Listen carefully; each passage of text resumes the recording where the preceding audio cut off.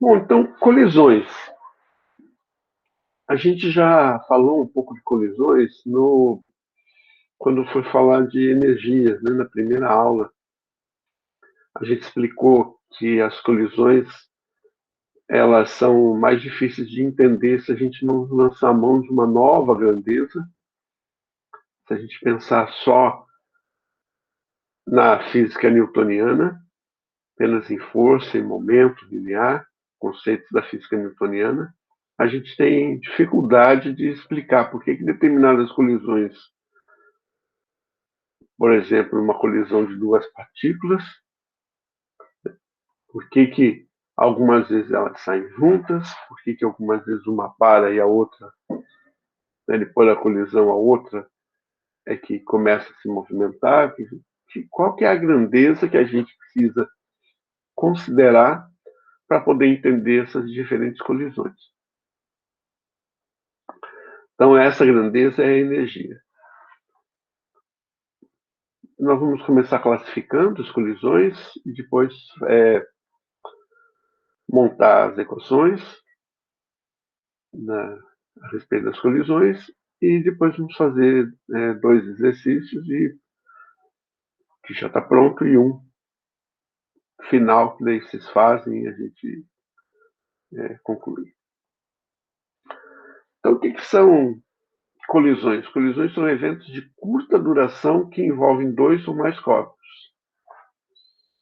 É uma interação de curta duração entre esses dois corpos, ou esses três corpos.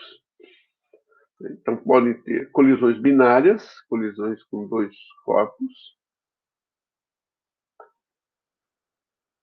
Podem existir colisões ternárias, então seriam colisões com três corpos quaternárias. Poder existir quaternárias, pode eu nunca ouvi falar de que existisse realmente sistemas em que talvez automóveis possam colidir em estradas, colisões traseiras, mas não é muito comum. Por exemplo, com relação a moléculas em um gás,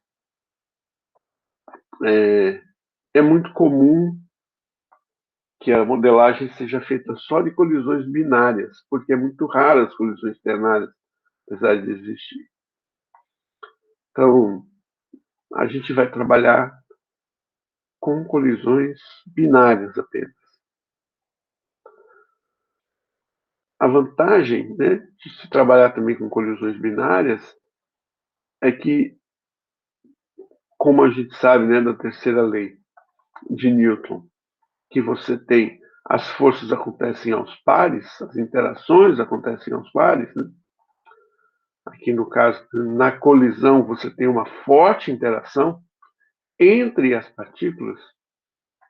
Nessa hora da colisão, a interação é bastante forte, né? A força que envolve, a força entre as partículas é bastante grande.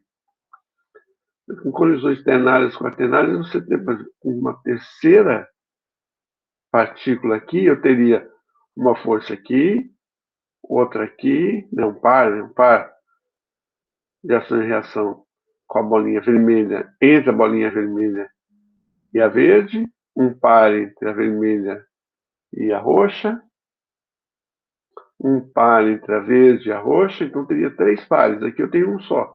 Se eu tiver mais, já que as interações são binárias, interações com mais corpos impliquem eu ter um número maior de forças a considerar. Então aqui eu tenho apenas um par de forças a considerar. Uma outra característica da colisão, por ela ocorrer num curto espaço de tempo, num intervalo de tempo, num curto intervalo de tempo, esse intervalo de tempo eu vou considerar infinitesimal, e a força externa, então, não existe. Não existe forças externas aplicadas. A gente por exemplo, em acidentes de trânsito, em que você, por exemplo, tem dois carros, um está freando, então existe uma força externa. Então, o que a gente considera que naquele instante da colisão, ele é tão pequeno que você considera a força externa antes da colisão e depois da colisão. Durante a colisão, você não considera as forças externas. As forças externas são nulas. Eu só tenho, então, forças internas agindo sobre as partículas. E a conservação de momento linear. Já que não há forças externas atuando, o momento linear interno, né, o momento linear das partículas, se conserva. Então, força externa nula.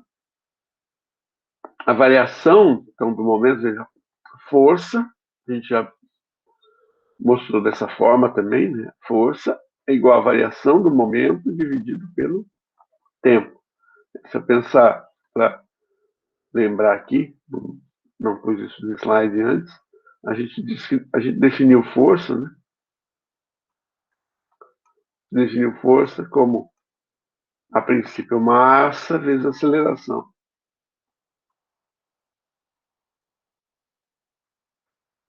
Mas eu posso definir força, essa aqui é chamada uma definição fraca, a forma fraca da segunda lei de Newton.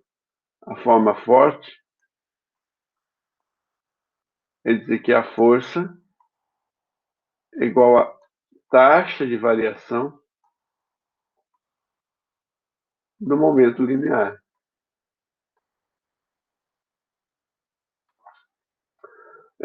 Lembrando, o que é um momento? O momento é P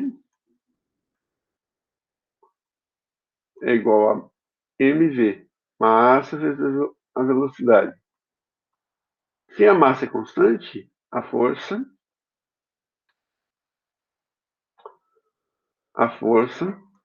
com massa constante, a força então é d dt de massa vezes a velocidade. E isso daqui, já se a massa é constante, vocês já viram em cálculo, né? Ela não vai ser operado, né, pelo operador derivada, vai sair fora do operador. Seria equivalente, né? Aí o fator A ficou.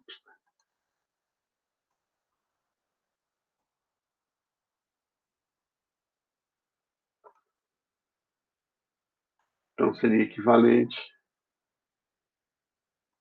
a eu ter massa, TVDT, que é a aceleração.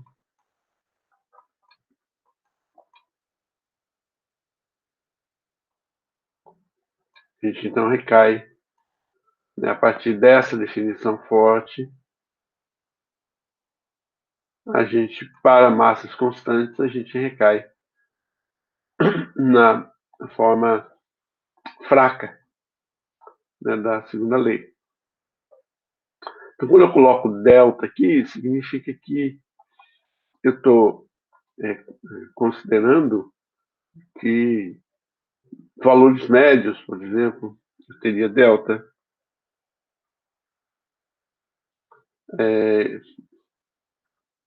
Estou considerando que antes e depois eles são constantes, o momento. Então, essa forma se diz finita, né, da definição de momento. Alguém está tentando entrar? Estou vendo aqui alguma informação no WhatsApp. Não, não é. Bom, então, dessa expressão, então, se delta P total dividido por delta T é igual a zero, isso significa que delta P total é igual a zero. Se o momento se conserva, a conservação do momento linear. Então, a conservação de momento linear é uma consequência de não haver, nesse curto intervalo de tempo que as colisões ocorrem, eu tenho um momento antes da colisão, eu tenho um momento depois da colisão e eu tenho um instante da colisão. Então, no instante da colisão, não há forças externas aplicadas. Eu estou falando aqui do momento da colisão.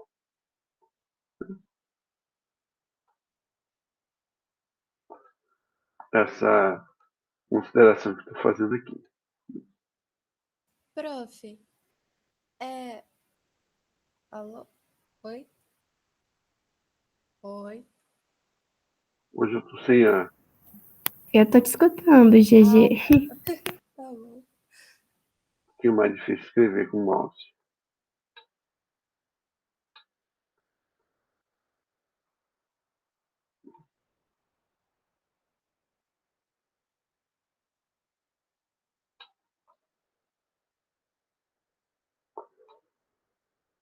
Lembro o início da alfabetização, mas tudo bem. Então, no momento da colisão, eu tenho isso. Oi, Gisele, pode falar. Não estou ouvindo vocês. Oi!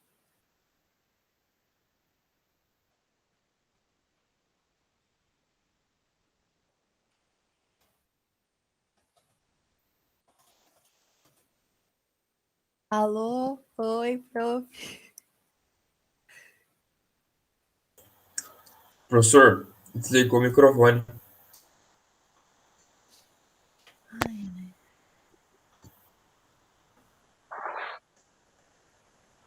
Oi, prof.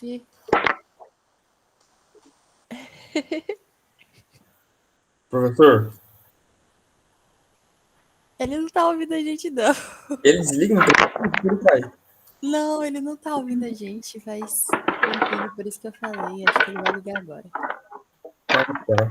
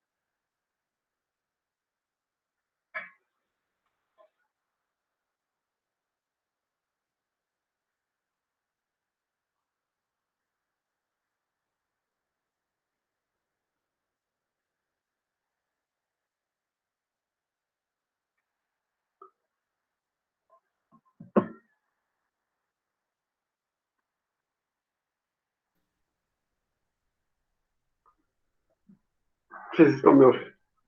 Oi, prof. Sim. Oi, Agora tá ouvindo a gente? estou. Ah, que bom. Só tem que ver aqui que está com eco.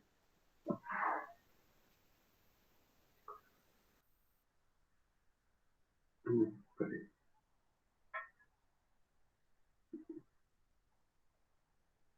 Não sei como arrumar isso. Peraí.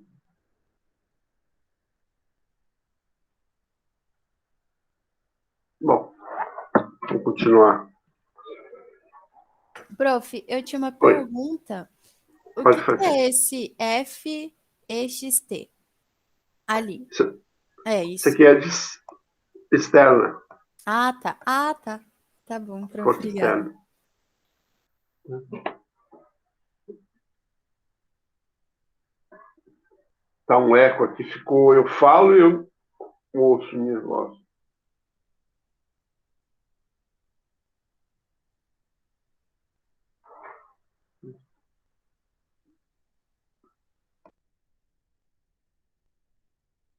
A gente não tá te ouvindo agora, prof. dois usuários num só, ou algo assim.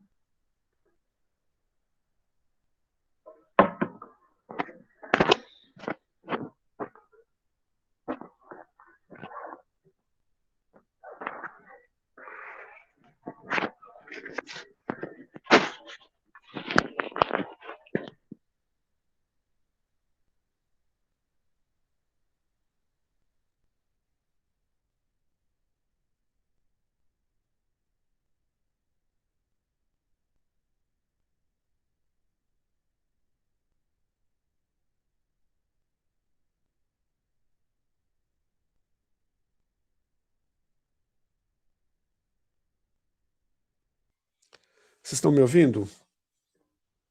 Agora sim, prof. Ah, agora ficou bom. Estavam os dois microfones ligados, não sei se era.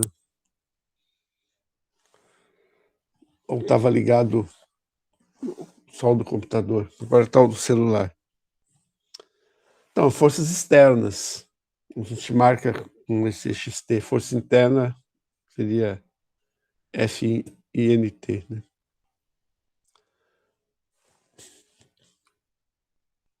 Então, isso é um fato importante que quer dizer, que as forças externas são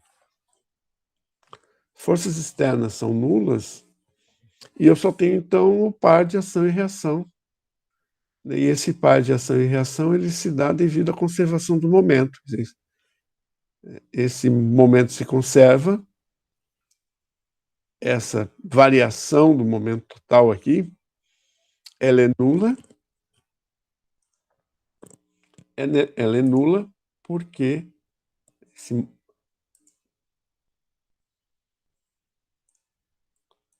esse momento total aqui é o momento, né, da partícula 1, a variação do momento da partícula 1, mais a variação do momento da partícula 2, ambos, né, dividido por ΔT aqui.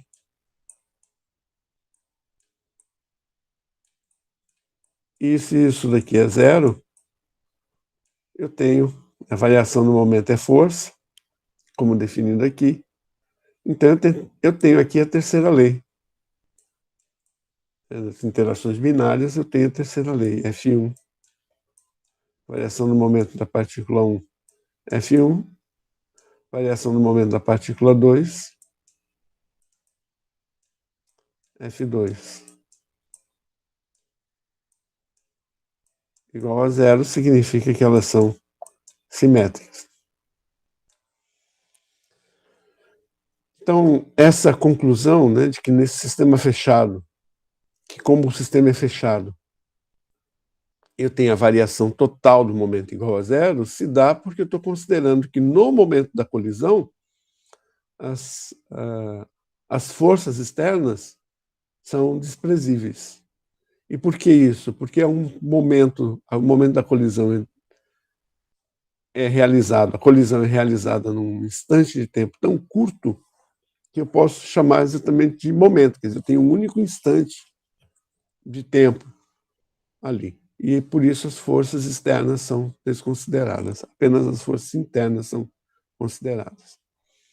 O que nos importa, né, de tudo isso, aqui no caso é a dedução, né, a explicação, mas como uma equação a ser utilizada para colisões, eu tenho essa expressão aqui, que é a variação do momento total igual a zero. Então, se eu tenho uma colisão, por exemplo, uma colisão frontal aqui, em que as duas partículas param, né?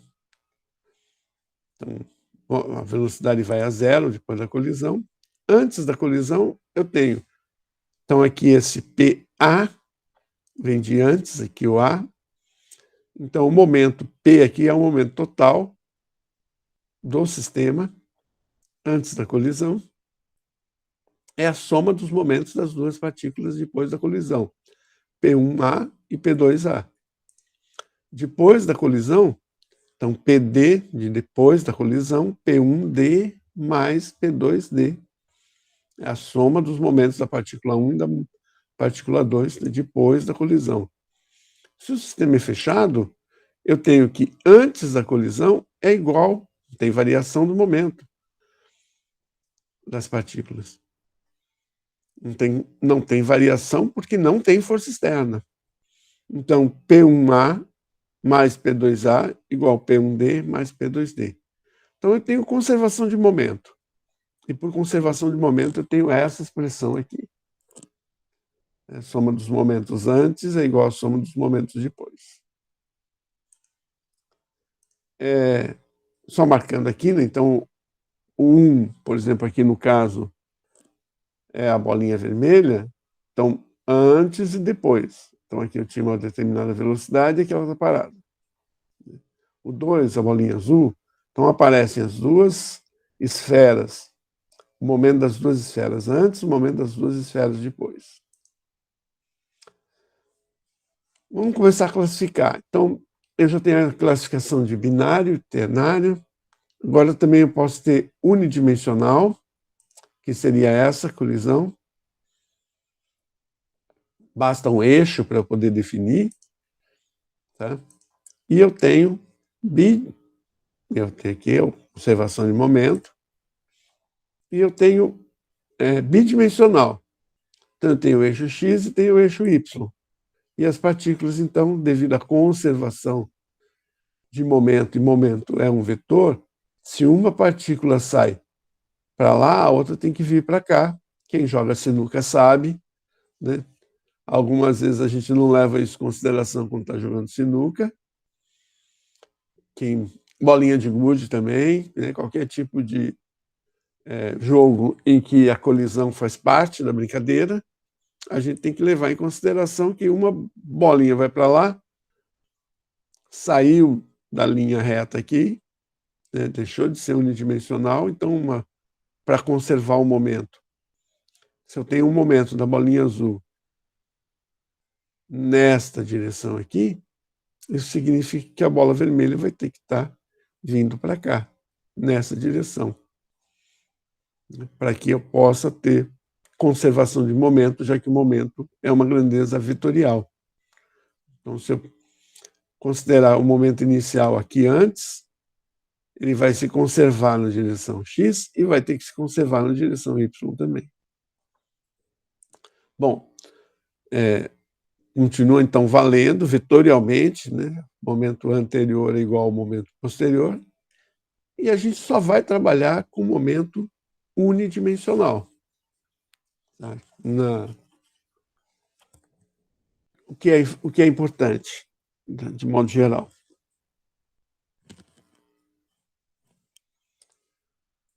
Coeficiente de restituição.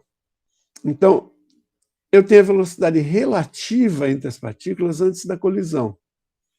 Então, aqui a velocidade relativa antes é a velocidade de por exemplo, da segunda partícula, menos a velocidade da outra. A velocidade relativa depende do meu referencial, pode ser A2 menos A1 ou A1 menos A2, tanto faz. São velocidades relativas. Depende de qual que eu vou colocar o referencial, se vai ser solidária a partícula 1 ou se solidária a partícula 2. Então, a velocidade relativa é uma velocidade menos a outra. Então, dá um exemplo aqui. Então, se eu tenho... Vou voltar aqui, vou colocar nessa... Aqui, né? Por exemplo,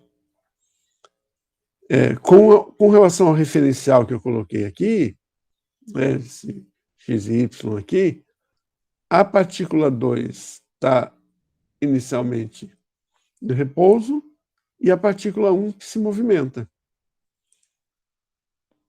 Eu poderia colocar o meu referencial aqui na partícula 1, solidário à partícula 1, então o que eu ia observar era a partícula 2 vindo em direção à partícula 1. Mas a velocidade relativa aqui, no caso, seria, em módulo, seria a mesma, né? Já que o meu referencial está solidário à partícula 2 agora, nesse instante que ela está em repouso inicialmente. Mas a velocidade seria a mesma, quer dizer, a bolinha vermelha ir de encontro à azul com a velocidade de 1 metro por segundo é equivalente a eu deixar a bolinha colocar o referencial aqui, de tal modo que a bolinha 1, no referencial da bolinha 1, seria observar a bola 2, a esfera 2, vindo em direção a ela com uma velocidade de 1 metro por segundo. A velocidade relativa ela é a mesma. Tanto faz em módulo, ela é a mesma. O que vai mudar unicamente é a direção, o sentido, né? Então, se eu estou indo, eu tenho... Se o referencial está na bolinha, aqui dessa forma, na bolinha azul, a partícula 1 está positiva, a velocidade relativa, com relação a essa partícula. Se eu, ao contrário, eu colocar aqui, ela vai estar, é como se essa bolinha azul tivesse vindo nessa direção, nesse sentido. Então, eu teria valor negativo com relação ao eixo, mantendo o eixo nessa direção. Mas é a mesma coisa. Tá? Então, aqui é a velocidade relativa. E a velocidade relativa depois, mesma coisa, mesma consideração, mantendo sempre daí o mesmo sistema de referências para medir as duas. O coeficiente de restituição é a diferença entre a razão entre os módulos das velocidades relativas. Se tanto faz medir depois ou antes, eu uso o módulo, essa ambiguidade se acaba, né? Então, o coeficiente de restituição é a razão entre a velocidade relativa depois dividido pela velocidade relativa antes. Vamos falar de conservação de energia. Então, existem nessa última classificação que a gente vai usar aqui das colisões, existem 3 tipos de colisão. Então, existe essa colisão aqui, por exemplo. Tá? É uma colisão elástica. Desde que as massas aqui fossem iguais, tá? A velocidade antes da partícula 1 vai ser igual à velocidade da partícula 2 depois. Então, se as massas forem iguais, elas têm velocidade antes da partícula 1 igual à velocidade depois da partícula 1, de tal modo que, na colisão, todo o momento da partícula 1 foi transferido para a partícula 2. Mas não só o momento. Toda a energia cinética da partícula 1 foi transferida para a partícula 2. Então, quando há conservação de energia, e no caso, a gente só vai considerar a energia cinética, porque nesse pequeno intervalo de tempo não dá para se falar em energia potencial, né, que seriam as duas formas de energia mecânica. No caso aqui, as colisões são fenômenos que a gente trata do ponto de vista da energia mecânica. Não dá para falar em diferença de potencial, quer dizer, você não tem uma colisão que está acontecendo numa diferença significativa, mesmo que você esteja, né, colidindo. Então, aqui o campo gravitacional, então, nesse sentido aqui, deixa eu pensar.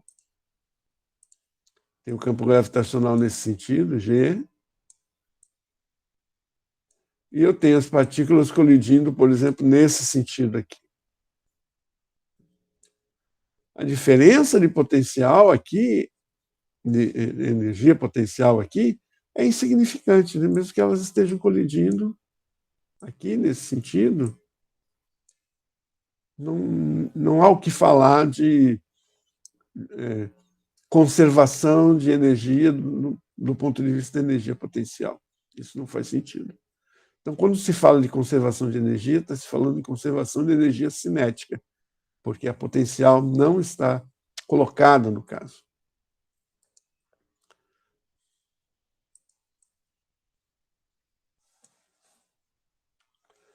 Então, eu tenho agora aqui o que se chama de um sistema isolado. Então, ele conserva momento e conserva energia. E aqui a expressão é energia, né, semelhante à expressão, energia cinética da partícula 1 antes da colisão, mais a energia cinética da partícula 2 antes da colisão tem que ser igual às energias cinéticas, né, da partícula 1 mais a partícula 2 depois da colisão. A energia que eu tinha antes da colisão é igual à energia que eu tinha depois da colisão. Então, eu chamo isso de colisão elástica. A palavra elástica, ela vem justamente disso, de manter, de conservar energia. Se for ver, né, o coeficiente de restituição, nessa colisão que a gente viu aqui, né, então, a velocidade relativa antes era igual à velocidade da partícula 1. A velocidade relativa depois é igual à velocidade da partícula 2. Né? Uma está parada, a velocidade relativa é a velocidade, né, dessa diferença aqui. De uma das partículas só. Né? A diferença, já que uma é zero, a diferença é igual à velocidade da outra partícula, em módulo. Então, no caso aqui, o coeficiente de restituição vai ser 1, porque essas velocidades relativas antes e depois são iguais. Então, quando eu tenho colisão elástica, o coeficiente de restituição sempre é igual a 1. Eu tenho outro tipo de colisão, em função da conservação de energia, que é quando as duas partículas saem, por exemplo, juntas. Ou quando, numa colisão frontal, elas param. Então, esse tipo de colisão é chamado de colisão perfeitamente inelástica. Tá? Então, a energia cinética antes é igual à energia cinética depois. Então, eu tenho isso daqui. Né? Não vai ter uma diferença, vai ter variação, vai ter uma diferença na energia cinética antes e energia cinética depois. E o coeficiente de restituição aqui no caso, ele é igual a zero, porque se elas saem juntas, se elas ficam juntas após a colisão, a velocidade relativa é igual, né, depois é zero. Estão andando juntas. Né? Estou dentro de um carro com uma outra pessoa ao meu lado. Qual que é a velocidade entre eu e essa pessoa que está do meu lado? É zero. Ambos estamos, um com relação ao outro, estamos parados. Então, o coeficiente de restituição é igual a zero. Então, essa é uma característica da colisão inelástica. A gente pode chamar simplesmente de colisão inelástica também, mas se costuma dizer colisão perfeitamente inelástica. E existem todas as situações. Aqui, no caso, a energia dissipada é dissipada ao máximo. A colisão inelástica é o máximo de energia que pode se dissipar. Existem todas as outras colisões em que vão ter uma perda de energia, mas não é máxima. Nem conserva, nem perde completamente. Então, é parcialmente elástica, ou parcialmente inelástica, talvez fosse um termo mais adequado. Então, o sistema é fechado, quer dizer, não é isolado, não há conservação da energia. Então, a gente chama de isolado o sistema aqui. A energia antes é igual à energia depois da colisão, mas aqui o sistema ele é fechado, porque não há variação da massa. E eu tenho essa condição aqui também. Né? A energia anterior da colisão é maior, a energia cinética, no caso, especialmente. Né? O potencial também, mas ele se conserva, né? Então a energia total é a variação é devido à variação da energia cinética. E o coeficiente de restituição é alguma coisa entre 0 e 1. Não é maior ou igual, nem menor ou igual, é maior que 0, porque 0 é completamente inelástica, perfeitamente inelástica, e é menor que 1 porque não é elástica, então é parcialmente elástica. Então a energia é parcialmente dissipada. Então são as colisões mais comuns. No caso, dificilmente você tem uma colisão elástica. Veja, posso considerar que aquela colisão é elástica? Isso é uma consideração de que a colisão se deu no intervalo de tempo infinitesimal, quer dizer, tão pequeno que não houve forças externas. De modo geral, isso não é completamente verdadeiro. Quer dizer, existe um intervalo de tempo, algumas vezes, inclusive, mensurável na colisão, esse intervalo de tempo, porque durante esse intervalo de tempo há deformação, às vezes, né, uma esfera, uma bolinha de ping-pong batendo. Se eu tirar fotos com máquinas especiais em que eu consigo ter, né, o número de frames por segundo, um número tão grande que eu consigo, inclusive, observar que ocorre uma deformação, né, da bolinha de ping-pong, depois ela se deforma, depois ela se estica de novo, voltando à sua forma inicial. Então, eu consigo perceber que há um intervalo de tempo mensurável ali. Mas eu preciso de equipamento muito sensível, muito que consiga me dar um número de frames por segundo muito alto, quer dizer, uma máquina muito especial.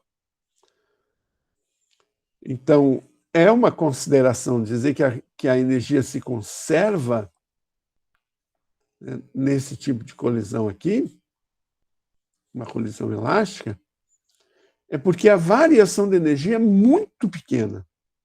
Muito pequena. Então, e também de que existe uma colisão perfeitamente inelástica, que as duas vão sair exatamente. Essa é mais fácil até de dizer que é possível, né? Porque você observa mesmo que as partículas estão ligadas. Pode ter até, inclusive, por exemplo, dois ímãs estão se aproximando, na hora que colidem, eles vão sair junto mesmo. Então, a colisão, mas a colisão, de modo geral, o mais provável, né, é que a colisão seja parcialmente elástica. Então, essas são as colisões mais prováveis. E a coeficiente de restituição, então, não é nem 0, nem 1. Então, num quadro geral, eu tenho aqui. Então, só vamos trabalhar com colisões binárias. E eu tenho 3 tipos de unidimensionais. Esse quadro não implica em ser unidimensional, só para a gente trabalhar, né, para facilitar. Então, que tipo? É colisão elástica, parcialmente elástica e inelástica. A energia é conservada, né, não é conservada na parcialmente elástica, e na perfeitamente inelástica ela não é conservada e há a máxima dissipação.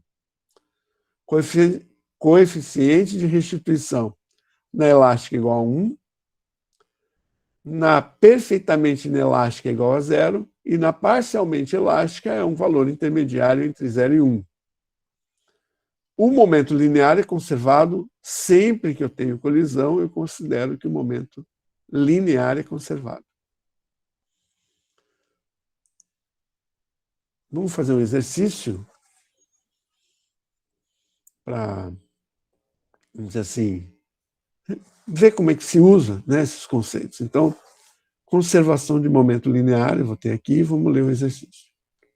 Uma partícula de massa de 1 kg, com velocidade de 4 metros por segundo, colide com outra cuja massa é 2 kg, inicialmente em repouso. Considerando que a partícula 2 sai com velocidade de 2 metros por segundo, então, ela estava inicialmente com 4 metros, a partícula 1, e a partícula 2 está saindo com 2 metros por segundo. O que acontece com as partículas? Bom, o que acontece com a partícula 1 após a colisão? Que tipo de colisão é essa? Qual o valor do coeficiente de restituição? Então, como é que eu resolvo um problema desse? Conservação de momento linear.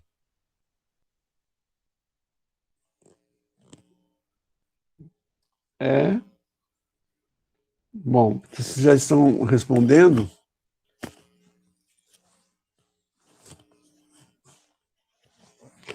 Vocês estão falando não, né? Só no chat. Não, prof, ninguém falou. Ok, está funcionando o meu microfone. Estou te ouvindo. Então, aqui, vamos substituir o que é momento, massa vezes velocidade. 1 quilograma vezes 4, já está no sistema internacional, não preciso me preocupar em mudar. Né? Partícula 1, depois, eu não sei o que acontece, é isso que eu quero saber.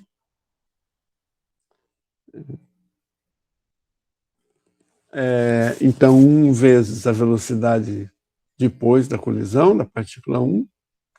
E a partícula 2, então, tem massa 2 kg e velocidade 2. Então, aqui ficou 4. Então, se a gente for ver, a velocidade da segunda partícula é igual a 0. Então, eu já posso calcular o coeficiente de restituição e já posso, inclusive, saber que tipo de colisão, mas eu quero saber quanto perdeu de energia também. Ele não perde, mas eu vou saber. Então, qual que é a variação da energia cinética? Já escrevi diferente aqui, porque eu sei que vai haver perda de energia cinética, então eu já escrevi desse jeito. E escrevi errado. Vou voltar aqui.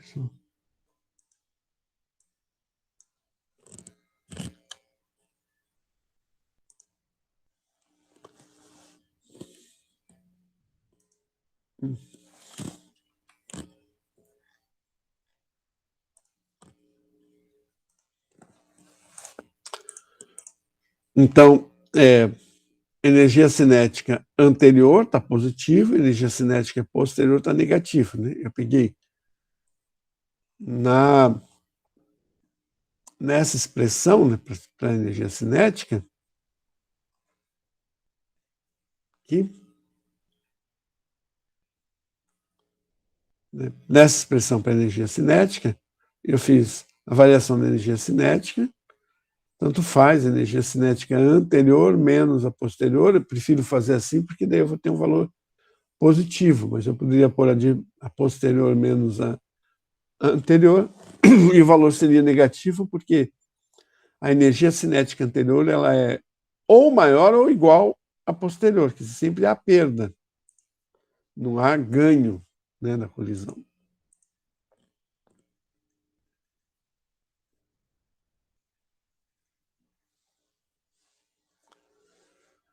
Então eu pus a variação da energia cinética é a anterior menos a posterior. Então ficou 4 ao quadrado sobre 2, a velocidade inicialmente é 4, ao quadrado sobre 2, mais 2, a massa da segunda é 2, velocidade inicial ela estava em repouso, então 0 ao quadrado sobre 2, menos a velocidade aqui ficou trocado, né? Essa é 0 e essa é 2. A primeira é 0 e a segunda é 2. Só ficou trocado aqui.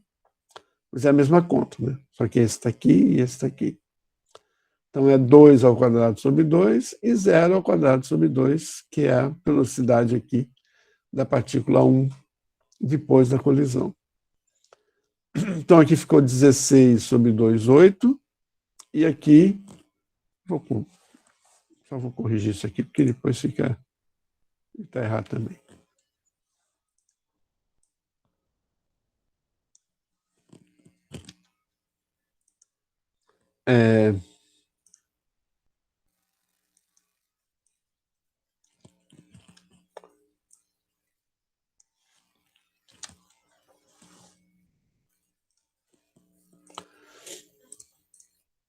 Então, pronto. Então, aqui ficou...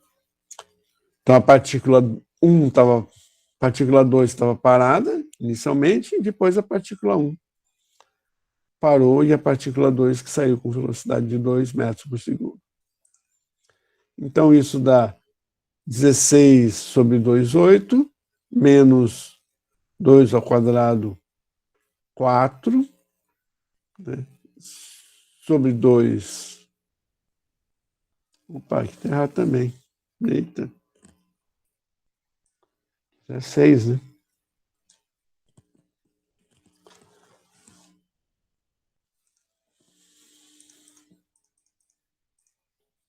Então, ao quadrado, 4 sobre... que é 2. Estou ruim de fazer conta hoje, ainda bem que tem pouca coisa.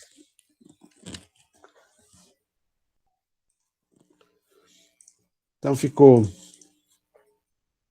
2 ao quadrado, 4, vezes 2, 8, dividido por 2, 4. Então, 8 menos 4, 4 joules, que foi a energia, variação da energia cinética. Tá? Coeficiente de restituição, então, velocidade relativa antes, uma estava com... Então, estava 4 e a outra estava em repouso, então é 4. Né? Depois, saiu com 2, a outra ficou parada, é 2. Antes é 4. Então, isso aqui, coeficiente de restituição, meio. Então, houve exatamente perda da metade da energia, né, no caso, por coincidência aqui, o coeficiente de restituição não vai dizer exatamente isso, mas houve... Né, tinha 8, energia cinética inicial tinha 8, e passou a ter 4. Então, por coincidência, o coeficiente de restituição é meio também aqui. Eu tinha, então, a quantidade de energia não é uma perda assim, total, máxima que eu poderia ter, não é a maior máxima perda, então o coeficiente de restituição não foi 0. Isso quer dizer que não é uma colisão perfeitamente inelástica, mas também o coeficiente de restituição não é 1. Houve uma variação de energia cinética, então também não é perfeitamente elástica. Então, né, é parcialmente elástica. Então, teve parcialmente essa quantidade de energia, né, se conservou.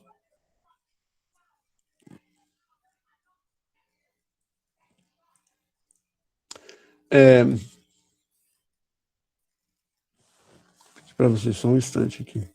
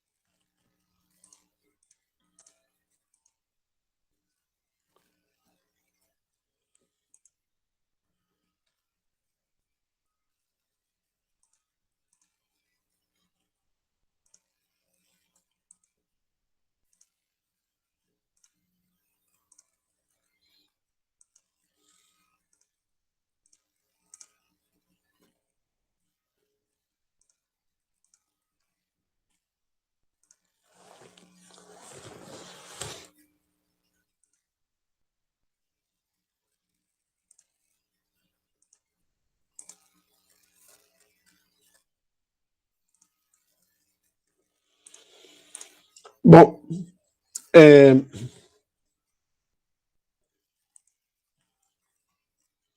meio bagunçada aqui, ó. A ordem.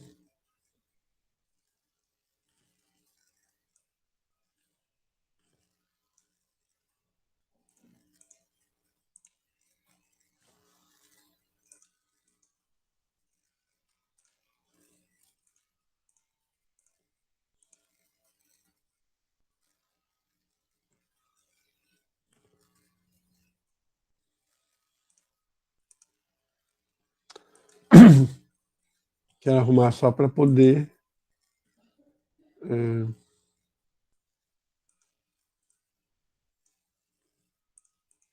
senão vai perdendo a lógica, né?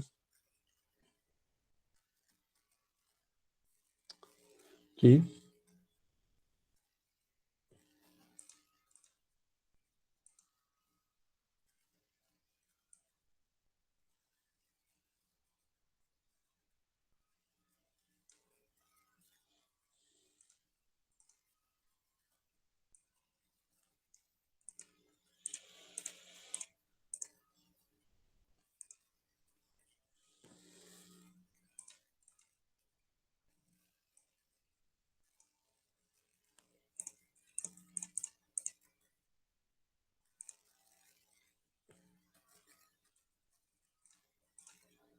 Falta um pouquinho agora.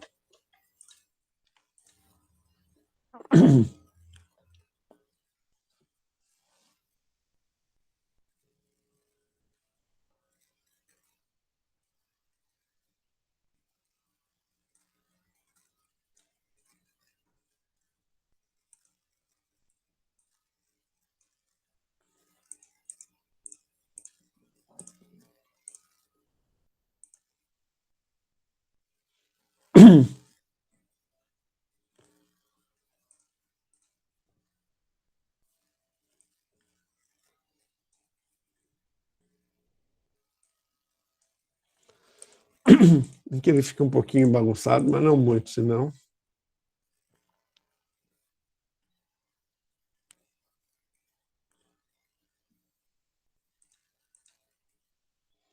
senão vai ser mais difícil de compreender.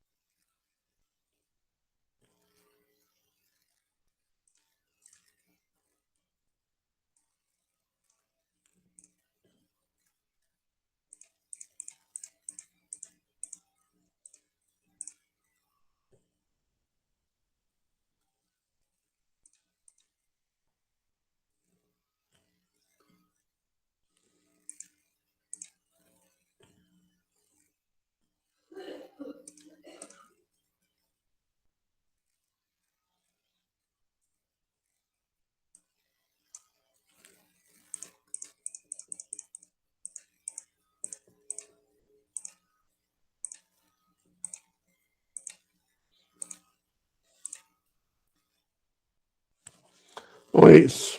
Ficou um pouquinho bagunçado mais no final, mas nada que a gente não possa entender, pelo menos. Bom, tem um pêndulo, que vai ser o pêndulo que a gente vai ver agora, que a gente vai ver outros tipos de pêndulo no módulo 4, que exige alguns conceitos de rotação para outros pêndulos. Aqui não, aqui é só um exemplo.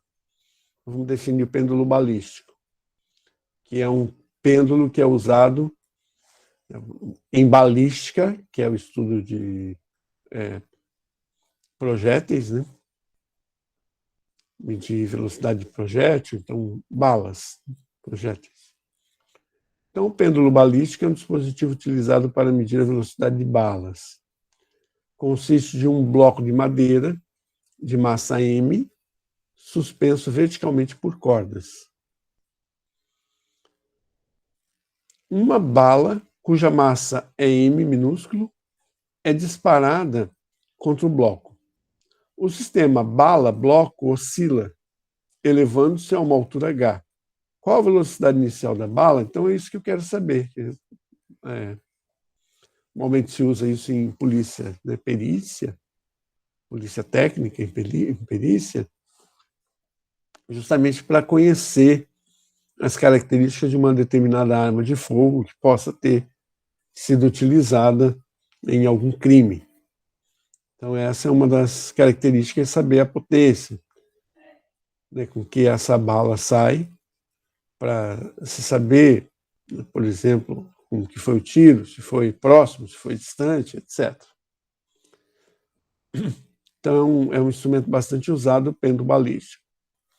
Então, o que vai acontecer? A bala sai da arma aqui com uma determinada velocidade, colide com esse bloco, então eu vou ter uma colisão, e as duas vão sair junto. Então, eu já sei que é um tipo de colisão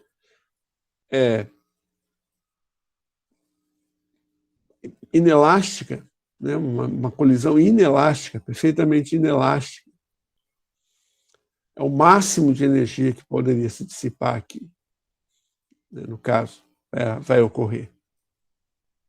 Porque as duas, tanto a bala quanto o bloco, vão sair juntos. Então, a velocidade relativa depois da colisão é zero. O coeficiente de restituição é zero. Então, eu já sei isso só pela própria forma como é construído, né? Se ele tem esse bloco aqui, ele tem um alojamento para a bala. Então, a bala entra aqui, ela é disparada, a bala entra nesse alojamento aqui, e aí o momento linear da bala antes da colisão vai ser transferido, né, parte para o bloco, vai ter um momento linear da bala aqui também, né, que está aqui junto. O sistema vai estar com o momento linear da bala inicial. E, devido a isso, vai se deslocar e ele vai ascender, vai ter uma determinada altura aqui. Então, vai haver conservação de momento linear. Colisão, conservação de momento linear. Momento linear da bala, momento linear do bloco, momento linear da bala, momento linear do bloco. Então, antes e depois. Qual que é a massa da bala? M. Velocidade inicial da bala, V, minúsculo. Momento. Massa do bloco, M grande. Então, depois, a velocidade dos dois é a mesma. Vou chamar de V maiúsculo. E então, como aqui eu vou ter V maiúsculo e V maiúsculo iguais, né, já que a velocidade é igual, eu vou ter M pequeno mais M maiúsculo, né, M minúsculo mais M maiúsculo aqui, depois da colisão. Então, a expressão para para conservação do momento é uma expressão bastante simples, né? Devido a ter essa consideração que antes a bala estava em movimento, mas o bloco parado, então eu só tenho esse termo, e depois os dois saem com a mesma velocidade, eu tenho esse termo aqui. Então, a expressão... Com relação à energia cinética, antes da colisão, eu tenho que mv ao quadrado sobre 2, quer dizer, só a partícula inicial, a bala, tem energia cinética. Professor, Oi. a Bárbara perguntou o que é o M maiúsculo, o que diferencia ele do minúsculo? Tá. Então, aqui, o M maiúsculo é a massa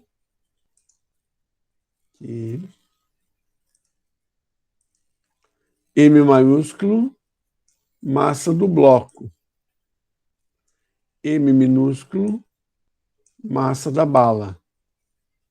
Aqui ele não fala, né, mas aqui V minúsculo é a velocidade da bala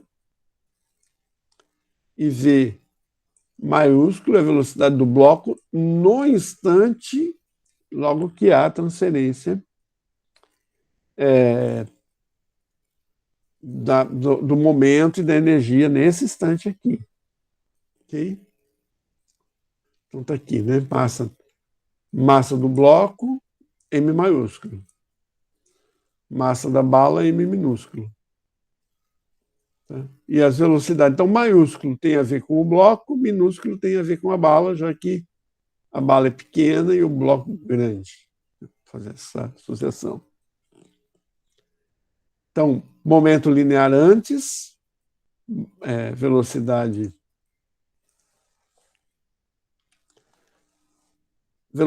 da bala vezes massa da bala, momento antes, momento depois, massa da bala mais massa do bloco, já que eles saem juntos, então ficou um corpo com uma massa só, vezes a velocidade do conjunto. Então, esse aqui é o conjunto que sai com a mesma velocidade depois da colisão.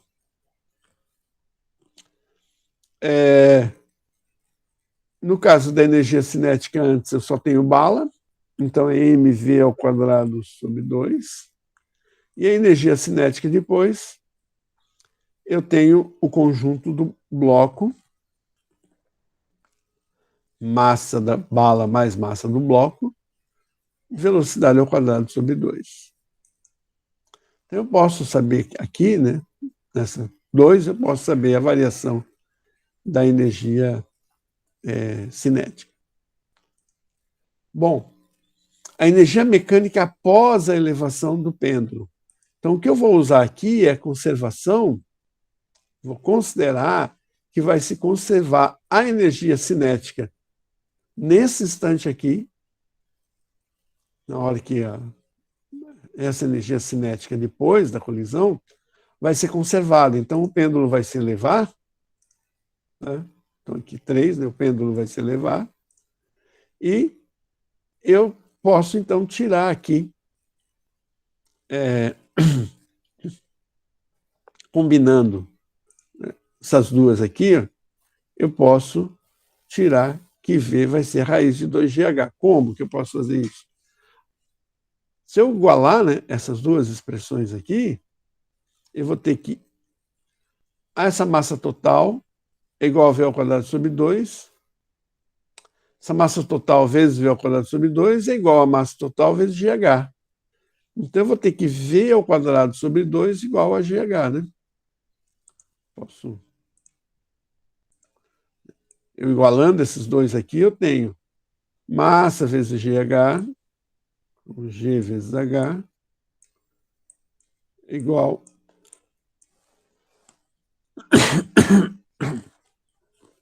a V ao quadrado sobre 2.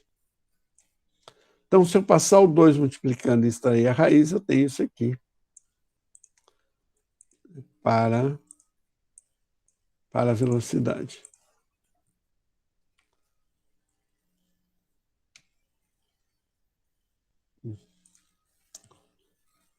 Não era para sair, mas...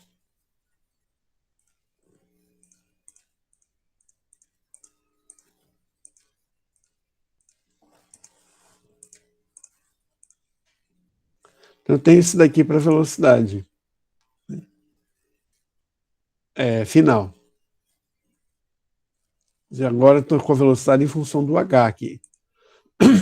Se eu substituir aqui, ó, eu tenho que V pequeno vezes M igual a massa. Então, a velocidade da bala antes da colisão vezes a massa, que é o momento antes da colisão, é igual ao momento depois, que é a massa do conjunto vezes a velocidade do conjunto.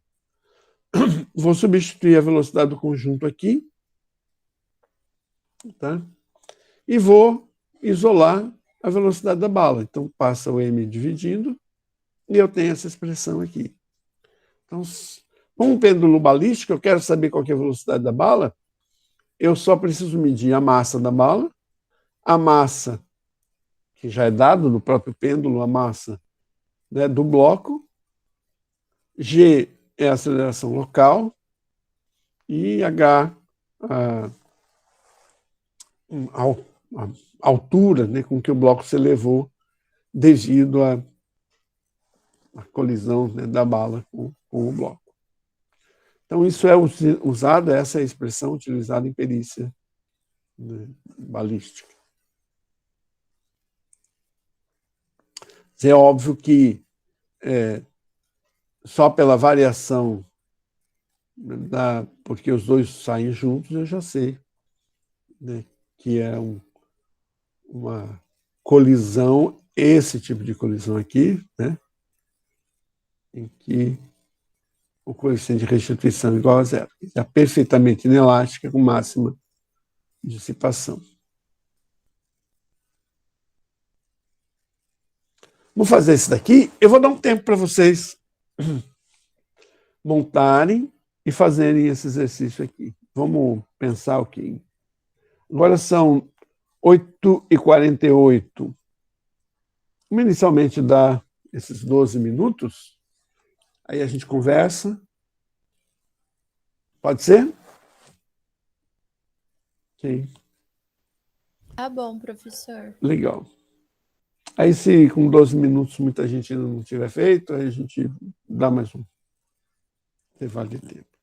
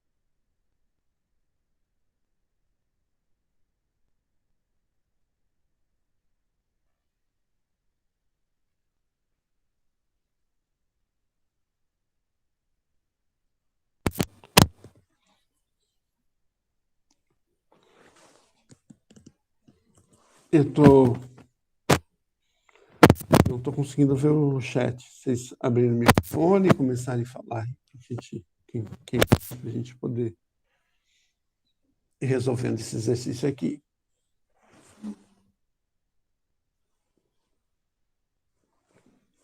Vocês estão me ouvindo? Sim, prof. Legal. Bom, estou agora.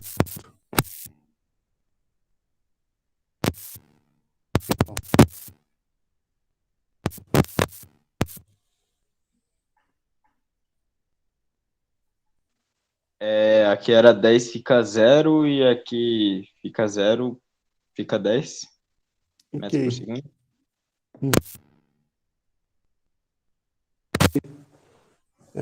De conservar a energia. Vamos fazer aqui, então. Então, eu tenho primeiro uma partícula em repouso e uma em movimento, com velocidade v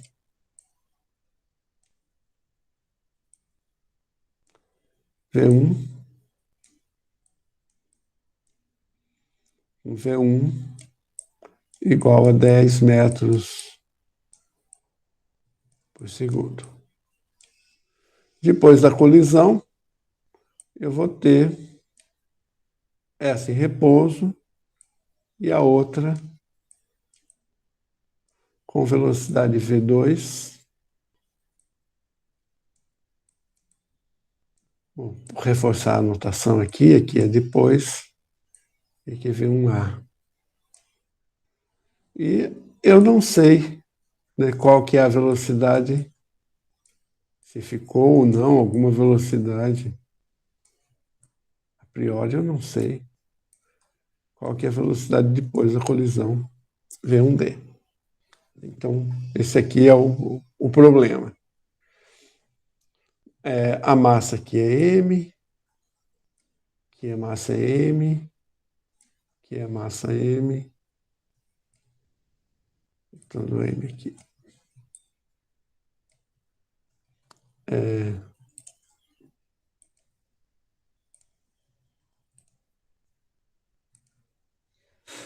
Tem uma coisa a mais aqui, né? Olha, a colisão é isso aqui.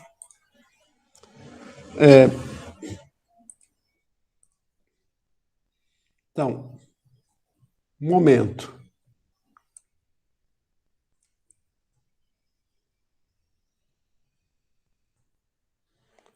Então, conservação de momento. Então, M1, que é 1, vezes 10. Vou diminuir o número de equações aqui, que é mais difícil escrever.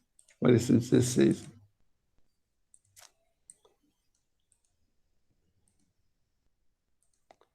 Então, 1 vezes 10, 10 vai ser igual.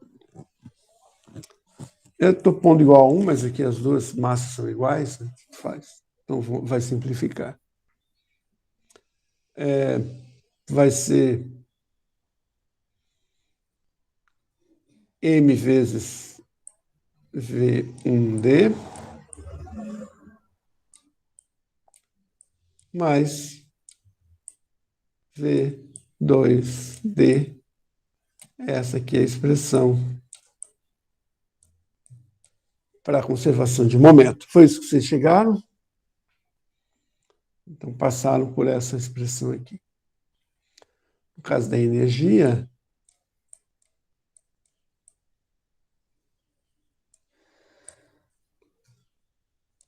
a gente vai ter velocidade ao quadrado sobre 2, então 10 ao quadrado sobre 2, 50.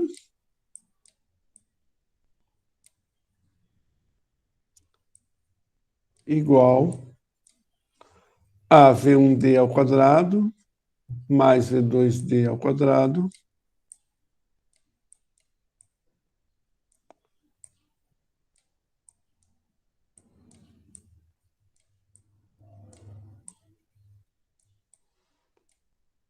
ambos sobre 2 E eu vou, então, substituir, né, em um, pode ser o V1D ou o V2D, né? Vou substituir da equação 1 aqui na equação 2. Então, eu vou ter que, já vou passar o 2 multiplicando, e aqui, então, ficou, se eu pôr V1D, vai ser V2, 10 menos, né? Então, vai ficar assim, 100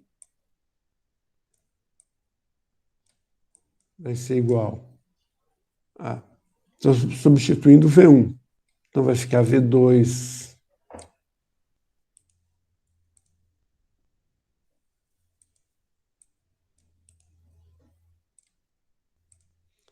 vai ficar 10 menos V2. Vou simplificar aqui, tirar o D, já que ambos têm o D. Ao quadrado mais V2 ao quadrado. Certo? Vocês obtiveram algo assim também. Então, 100 é igual a 100 menos 20 V2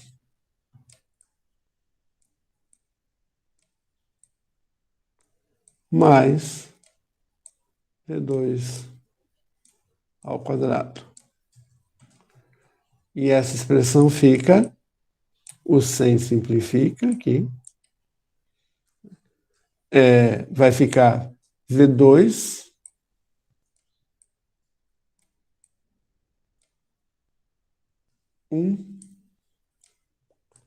mais... Se eu cometi algum erro, vocês avisam que eu já vou corrigindo aqui. Então, Professor, oi. uma dúvida. Você pegou ali o 10 menos V2 ao quadrado ali, né? E fez o negócio lá, o primeiro ao quadrado, menos 2 vezes o primeiro vezes o segundo, mais o segundo ao quadrado, mas aí tem um mais V2 ao quadrado ali. O que aconteceu com esse outro mais V2 ao quadrado? Sumiu. Apareceu. Obrigado. Ai. Certo. Obrigado. Então ficou... posso pôr aqui... Eu vou pôr o 2 mais 20, vou deixar no princípio aqui 2 mais... Vou ver aqui. Valeu, obrigado aí pela...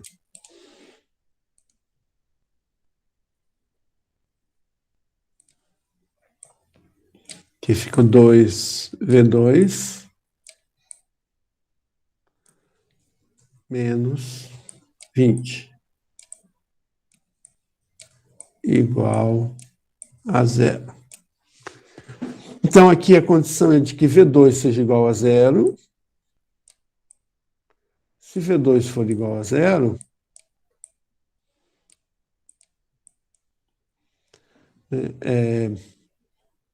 e a segunda solução é resolvendo isso daqui, 2V2 igual a 20, isso quer dizer que V2 igual a 10. Essa solução aqui não é possível porque, né, seria não colisão. O V2, a segunda partícula, né, a partícula 2, estaria parada, colide, ela continua parada e a outra sai com a mesma velocidade. Quer dizer, não houve a colisão daí. Então, a gente vai desconsiderar, não por uma justificativa matemática, mas por uma justificativa física, essa solução aqui. Quer dizer, se a gente quer que haja colisão, isso não é uma colisão que colide e essa daqui continue parada, tendo a mesma massa. Então, poderiam sair juntas, depende Por exemplo, da superfície, das características da superfície, elas podiam sair juntas, mas nunca poderiam sair com essa daqui ficar parada, né? Então, V2 vai ficar com 10 metros por segundo, e isso implica em que V1, vou voltar aqui o D para daqui a depois, V1D igual a zero, que é o que vocês fizeram.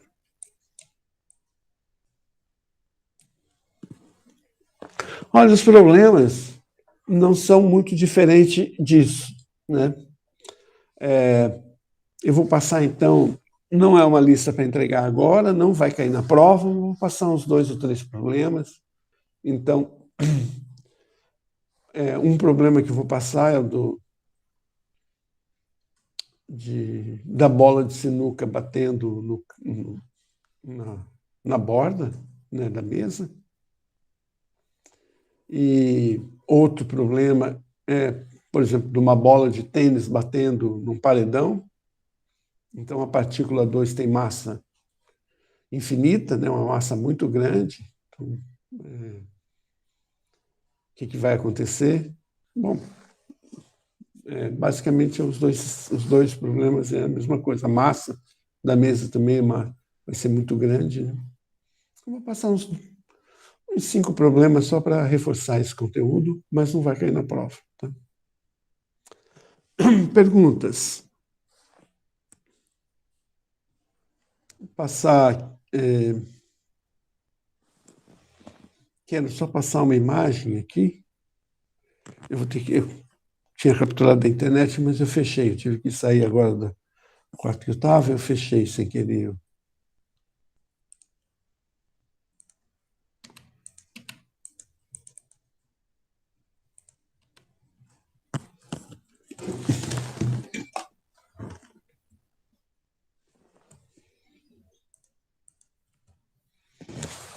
Só quero passar uma imagem de colisões nucleares. Um pouquinho, vou deixar aqui.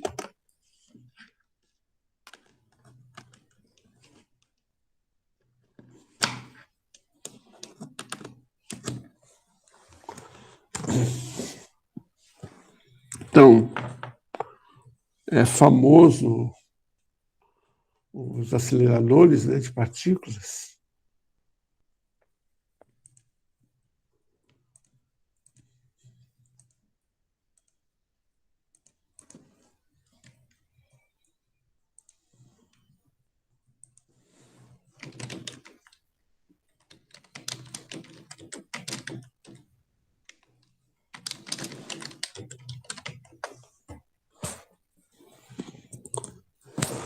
Então,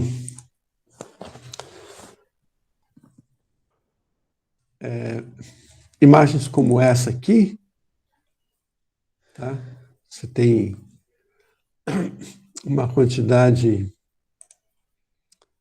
muito grande de partículas que vão ter comportamentos, né, bem então, radiais, trajetórias radiais aqui, ou espirais. Vou achar aqui outra.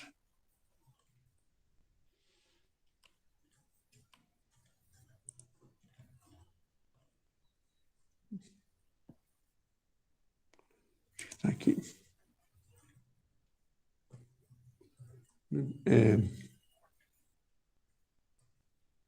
Tinha achado uma aqui no...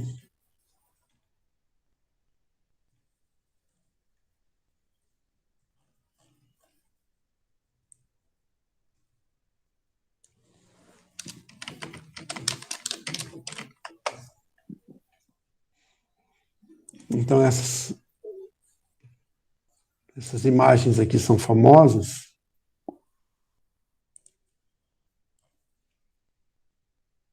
Não é essa que eu quero.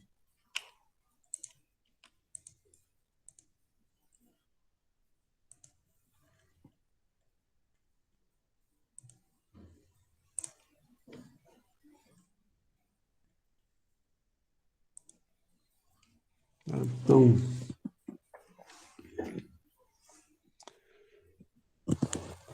essas imagens são famosas, né? Então, o que se usa? Quer dizer, qual é o instrumento, quais são os instrumentos matemáticos que se usam para pensar essas colisões que vão dar essas espirais? As mesmas que a gente usou aqui.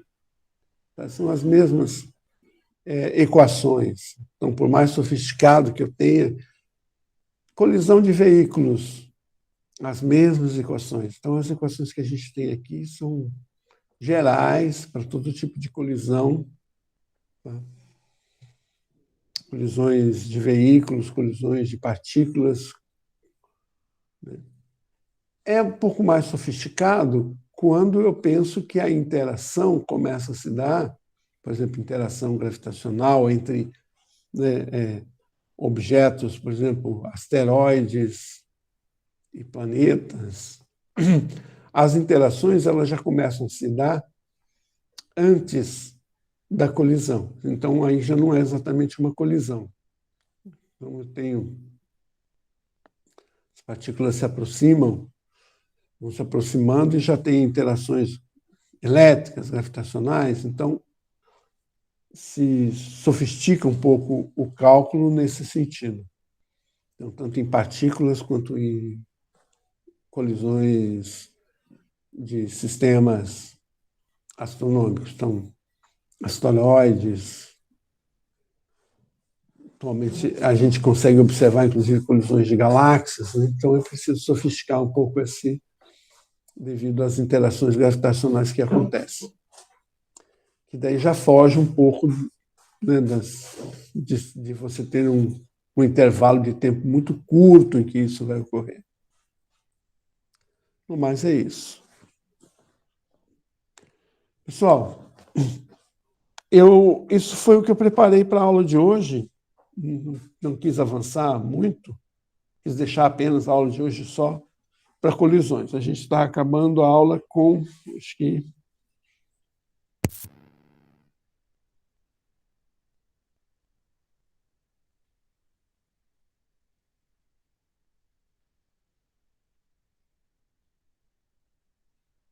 Professor, não está saindo sua voz.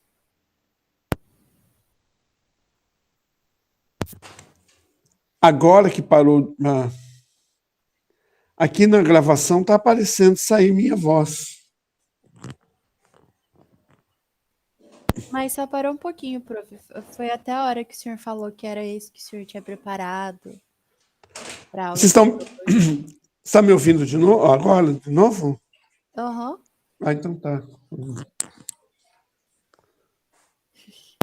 Então, se vocês tiverem alguma dúvida, desculpa, quiserem perguntar sobre a matéria de hoje, agora, ou de outras questões também. Prof, não tenho dúvida, não. Legal. Então, eu não sei se me ouviram, eu vou então passar foi o que eu preparei para a aula de hoje, eu vou passar uma lista de alguns poucos exercícios, de 1 a 5, nenhum nem 5, talvez 5, mas um não, né? De 3 a 5, vamos dizer assim, passar para vocês resolverem. Tá, Mas bom, prof, o senhor vai colocar no AVA? Isso. Tá bom. Então, esses dias coloquei algum material lá suficiente para a prova, né? Mas a única coisa que ainda não está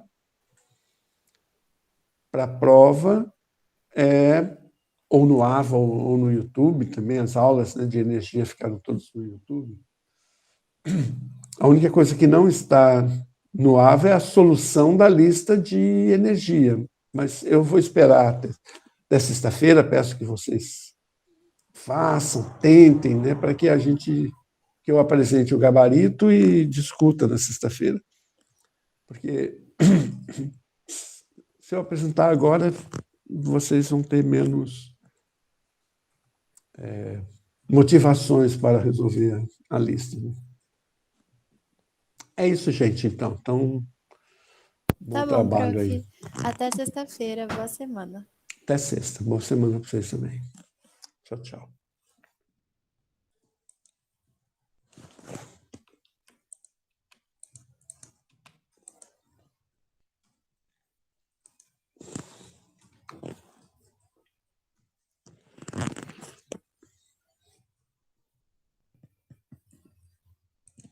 Acabou? Uhum.